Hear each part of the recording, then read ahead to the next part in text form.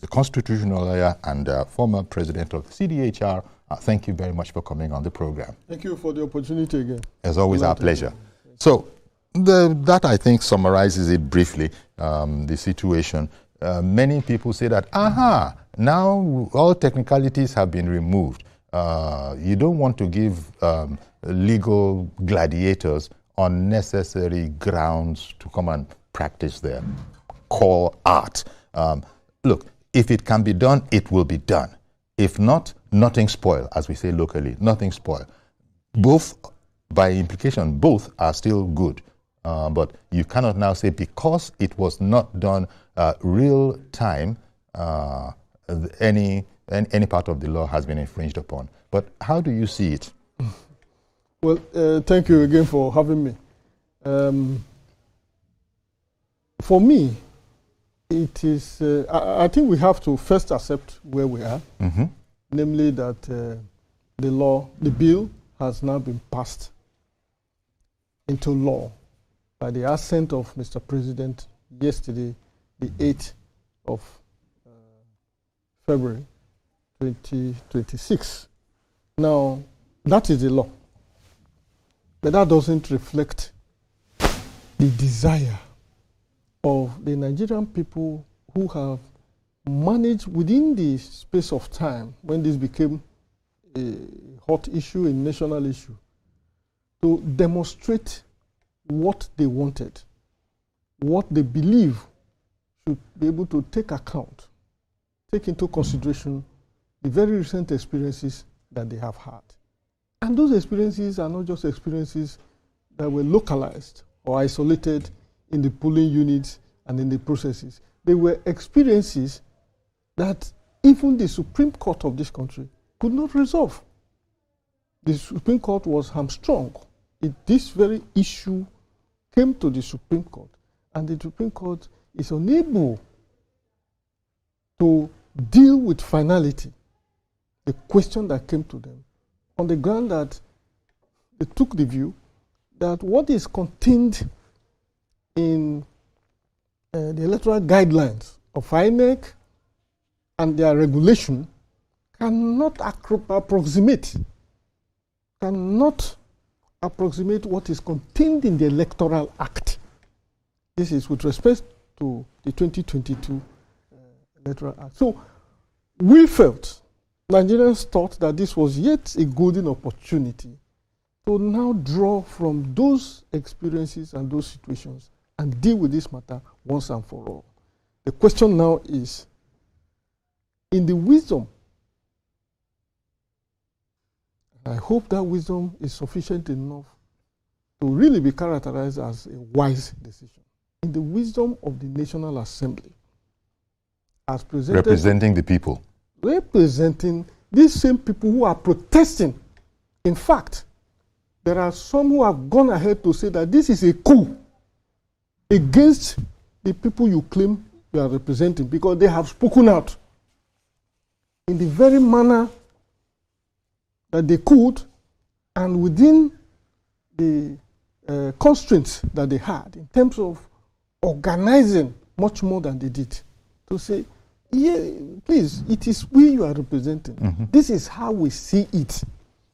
Now you've gone ahead and in another swift, very swift manner, that amendment as they passed it became got the imprimatur of the president, the assent of the president, sealing this matter as far as the law is concerned.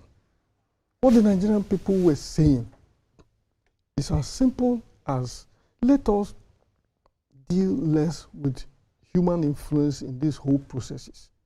Our experience has been that this human interference at every turn and curve of the process is what has depleted the integrity and credibility of the process. i.e., where results are announced at the polling centers or polling units, as the case may be, every person sees it, party agents are there, security operatives that are statutorily mandated to be there are there, why then does it assume a different form in content at collation centers,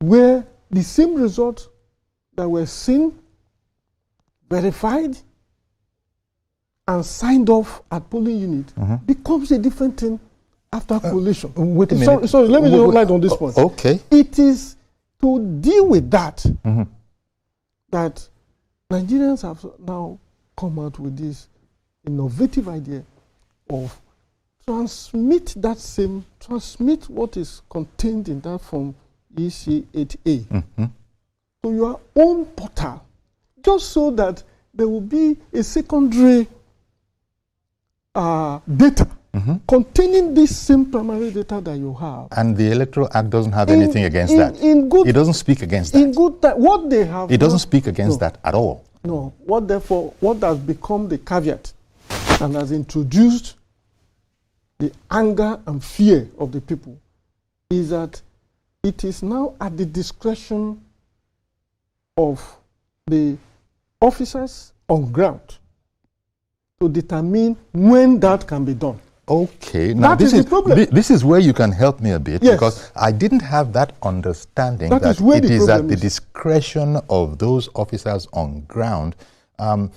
It is the understanding I had. The word of real-time, instantaneous transmission is not contained in this. Because this bill that is passed as an act now. Because in their wisdom, the legislators, in their wisdom, as you put it, I have queried that wisdom. I have seen that. With that wisdom, we will tolerate it. In their wisdom, they have seen that you can't guarantee instantaneous transmission. Very good. The president, in his own comments, as he was about to sign this thing, he had said so, that you can't guarantee. But we had known earlier that Form EC8A is the very document that the scanned copy of which will be uploaded. First of all, everything depends on Form EC8A. Agreed. The first record, I understand, the very first record that is done in public with numerous witnesses, that is what is recorded and subsequently scanned. Now, whether it goes, as we say, whether it goes is another matter altogether. And where that is a case, where that becomes an issue, then we have EC8A to back us up. So as the president was saying, perhaps maybe we should be querying the bandwidth available to us. Who does not know that we have bandwidth issues? You know it. I'm talking about you. You bank, and you know how many times have you sent money and that it has not landed, but it has left your account. So as far as you are concerned, we have done the needful. But as far as the recipient who is expecting it is concerned, nothing has happened. So this is a big issue, and this is what the Senate said has been removed from the equation. We will not be in any loss. Whether it goes or whether it doesn't go, we will still send it, but we can always fall back on EC8A.